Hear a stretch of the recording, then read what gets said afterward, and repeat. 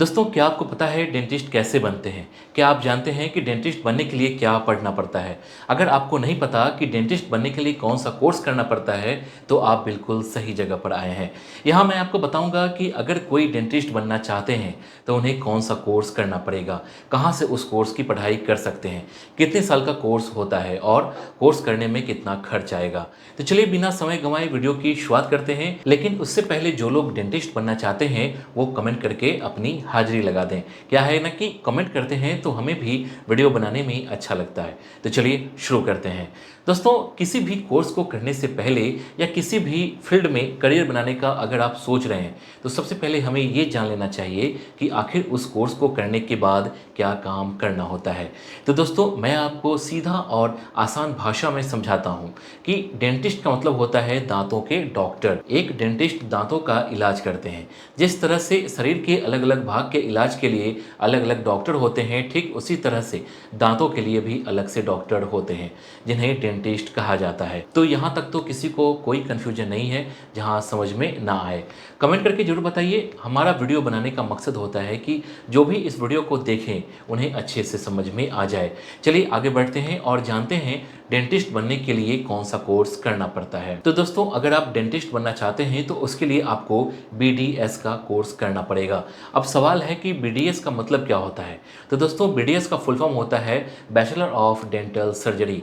इस कोर्स में आपको दांतों के बारे में जानकारी दी जाएगी, यानी कि दांत में प्रॉब्लम्स क्यों होते हैं, उसका इलाज क्या होता है, कैसे किया जाता है। दोस्तों, अब आपको बताते हैं कि बीडीएस का कोर्स कितने साल का होता है। दोस्तों, इसका नाम सुनकर आपको लग रहा होगा कि ये बैचलर डिग्री है, तो 3 या 4 साल का होगा, लेकिन ऐसा नहीं है। बीडीएस करने में आपको कुल 5 साल लगता है, जिसमें 4 साल तो आपको कॉलेज में पढ़ाई करनी पड़ेगी और बाकी का 1 साल आपको इंटर्नशिप करना पड़ेगा। तो इस तरह से ये कोर्स 5 साल का हो जाता है। हालांकि इंटर्नशिप के दौरान आपको प्रैक्टिकल ट्रेनिंग मिलती है, जिसमें आपको एक डेंटिस्ट के असिस्टेंट के तौर पर काम करने का मौका मिलता है। दोस्तों, ट्रेनिंग के दौरान अगर आपने अच्छे से सीख लिया, तो आपको नौकरी मिलने में ज़्यादा दिक्कत नहीं होगी। हो सकता है कि जहां आप इंटर्नशिप कर रहे होंगे, आपको वहां काम देखकर आपकी नौकरी लग जाए। तो दोस्तों, इंटर्नशिप करना किसी भी बीडीएस के स्टूडेंट्स के लिए काफ़ी फ़ायदेमंद होता है। अब इसके बाद अगला सवाल ये आता है कि अगर किसी को बीडीएस का कोर्स करना है, तो उसके लिए एजुकेशनल क्वालिफ़िकेशन क्या चाहिए? तो दोस्तों, जैसा कि आपको पता है कि ये एक बैचलर डिग्री कोर्स है और किसी भी बैचलर डिग्री कोर्स को करने के लिए आपको 12th पास होना होता है। ठीक उसी तरह से ये कोर्स करने के लिए भी आपको पहले 12th पास करना होगा। लेकिन एक बात का ध्यान रहे कि 12th में आपका सब्जेक्ट फिजिक्स, केमिस्ट्री और बायोलॉजी होना चाहिए। साथ ही एक बात और ध्यान देने योग्य है कि 12th में आपका नंबर कम से कम 50% होना चाहिए।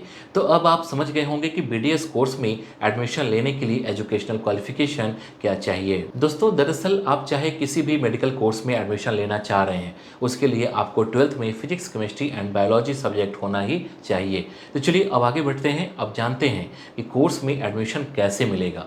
दोस्तों, जैसा कि आप जानते हैं कि ये एक मेडिकल कोर्स है, ऐसे में एडमिशन प्रोसेस को लेकर कंफ्यूज होने की ज़रूरत नहीं है, क्योंकि इसमें एडमिशन के कई तरीके हैं। इसमें सबसे पहला तरीका है कि आप 12th के बाद नीट का एग्ज़ाम अच्छे नंबरों से पास कीजिए और अपने मनपसंद कॉलेज में एडमिशन लीजिए।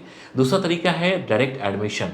दरअसल जिन स्टूडेंट्स का नीट में अच्छा नंबर नहीं आता है, यानी कि रैंक खराब आता है, तो उन स्टूडेंट्स को कई कॉलेज डायरेक्ट एडमिशन भी देते हैं। और तीसरा तरीका है एंट्रेंस टेस्ट। दोस्तों, दरअसल कई कॉलेज बीडीएस में एडमिशन देने के लिए खुद का एंट्रेंस टेस्ट करवाते हैं, जिसे पास करने के बाद आपको आसानी से उस कॉलेज में एडमिशन मिल जाएगा। तो जिस भी कॉलेज में आप एडमिशन लेना चाहते हैं, सबसे पहले उसकी वेबसाइट पर जाकर एडमिशन का प्रोसेस चेक कर लीजिए। उसके बाद ही एडमिशन के लिए अप्लाई कीजिए। लेकिन एक बात का हमेशा ध्यान रखिए कि एडमिशन के लिए कोई टेस्ट देना होगा या फिर डायरेक्ट मेरिट के आधार पर एडमिशन मिल जाएगा। इसको ज़रूर चेक कर लीजिएगा ताकि आगे कोई दिक्कत ना हो। अब बात कर लेते हैं कि अगर कोई एडमिशन लेने के लिए एलिजिबल है, तो फिर अगला सवाल ये है कि इस कोर्स को करने के लिए फ़ी कितनी लगती है, जो कि इस पूरे टॉपिक का सबसे इम्पॉर्टेंट मुद्दा है। तो दोस्तों, इसका जवाब देना थोड़ा मुश्किल है, क्योंकि इस कोर्स को करने की फ़ी इस बात पर डिपेंड करता है कि आप किस कॉलेज में एडमिशन ले रहे हैं। अगर आप देश के टॉप कॉलेज में एडमिशन लेते हैं तो जाहिर सी बात है कि आपको इसके लिए फ़ी भारी भरकम देनी पड़ेगी, मतलब 25 से 40 लाख रुपए तक फ़ी भरनी पड़ सकती है। जबकि कई कॉलेज ऐसे भी हैं जहां से आप 5 से 7 लाख रुपए में भी इस कोर्स को पूरा कर सकते हैं। तो जिस भी कॉलेज में एडमिशन लेने से पहले आप उसकी ऑफिशियल वेबसाइट पर जाकर फ़ी की जानकारी ज़रूर ले लें, ताकि आपको आगे कोई परेशानी ना हो। वैसे आपकी जानकारी के लिए बता दूं कि कई सरकारी कॉलेज ऐसे भी हैं जहां इस कोर्स की फ़ी काफ़ी कम है। एक अनुमान के मुताबिक सरकारी कॉलेज से इस कोर्स को करने की फ़ी 3 से 4 लाख रुपए तक हो सकती है। दोस्तों, इतना जानने के बाद भी कई स्टूडेंट को ये समझ में नहीं आता है कि उन्हें कहाँ एडमिशन लेना चाहिए, क्योंकि हमारे देश में कई प्राइवेट एंड गवर्नमेंट कॉलेज हैं जहाँ से इस कोर्स को कर सकते हैं। तो दोस्तों, अगर आपके मन में भी ये सवाल है तो आपको चिंता करने की ज़रूरत नहीं है। इस वीडियो में मैं आपके सारे सवालों का जवाब दे दूंगा, ताकि इस वीडियो को देखने के बाद आपको कहीं और से कुछ भी पता करने की ज़रूरत ना पड़े। तो दोस्तों, मैं आपको कुछ कॉलेज के नाम बता देता हूँ जहाँ आप एडमिशन ले सकते हैं। तो चलिए आप भी नोट कर लीजिए। सबसे पहले Manipal college of dental science Karnataka, doctor D Y Patil Vidyapeeth Pune, Saveetha institute of medical and technical sciences Chennai, ABSM institute of dental science Bengaluru Karnataka, Maulana Azad institute of dental science Delhi, Shri Ramachandra institute of higher educational and research Chennai, Nair hospital dental college Mumbai, SRM dental college Chennai, JSS dental college and hospital Mysuru Karnataka, MS Ramaiah university of applied science Bengaluru. दोस्तों, अब अगले सवाल पर आते हैं कि अगर किसी ने BDS का कोर्स कर लिया फिर आगे क्या, मतलब करियर स्कोप क्या है, कहाँ जॉब कर सकते हैं, सरकारी नौकरी कर सकते हैं या फिर सिर्फ प्राइवेट सेक्टर में ही जॉब मिलेगा। तो दोस्तों, मैं आपको बता दूं कि मेडिकल एक ऐसा क्षेत्र है जिसमें करियर की चिंता करने की ज़रूरत नहीं है। कहा जाता है कि अगर आप बिल्कुल देहात इलाके में भी, मतलब गांव के इलाके में भी क्लिनिक खोलकर बैठ जाएं तो भी मरीज आपके पास खुद ब खुद चले आएंगे। वैसे जानकारी के लिए मैं आपको बता देता हूं कि इस कोर्स को करने के बाद आप सरकारी और प्राइवेट जॉब दोनों कर सकते हैं। आप चाहें तो सरकारी हॉस्पिटल में नौकरी के लिए अप्लाई कर सकते हैं या फिर आप चाहें तो प्राइवेट सेक्टर में भी करियर बना सकते हैं। दोस्तों, एक तीसरा ऑप्शन ये है कि आप अपना खुद का क्लिनिक खोल सकते हैं, जिसमें सबसे ज़्यादा फायदा हो सकता है। ज़्यादातर डॉक्टर अपनी क्लिनिक ही खोलते हैं क्योंकि वहाँ वो अपनी मर्जी से काम करते हैं और किसी भी नौकरी से ज़्यादा कमाते हैं।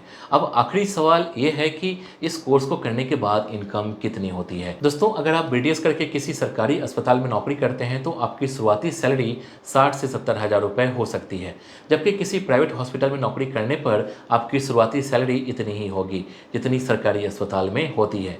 जबकि अगर आप अपना खुद का क्लिनिक खोलते हैं तो आपकी इनकम इस बात पर डिपेंड करता है कि आपने क्लिनिक कहाँ खोली है। हालांकि एक अनुमान के मुताबिक अगर आप खुद का क्लिनिक खोलते हैं तो भी आपकी शुरुआती इनकम 50 से 60 हज़ार रुपये तक हो सकती है। फिर जैसे जैसे आपको लोग जानने लगेंगे, मरीजों की संख्या बढ़ेगी, आपकी इनकम भी बढ़ती चली जाएगी। दोस्तों, इसके अलावा अगर आप डेंटिस्ट बन जाते हैं तो आपके लिए विदेश में भी जॉब की भरमार है। आप विदेश में भी चाहें तो अस्पताल में नौकरी करके लाखों रुपए हर महीने कमा सकते हैं।